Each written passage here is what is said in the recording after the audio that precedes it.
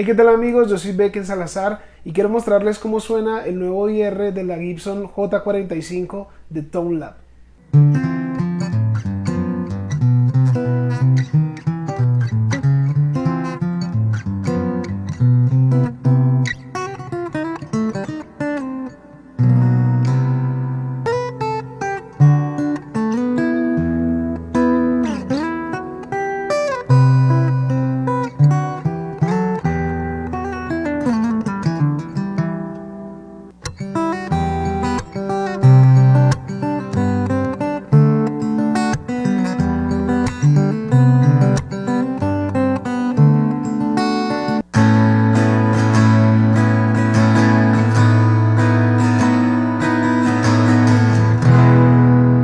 Como pudieron apreciar, es un IR que funciona muy bien para tocar diferentes géneros musicales en la guitarra acústica.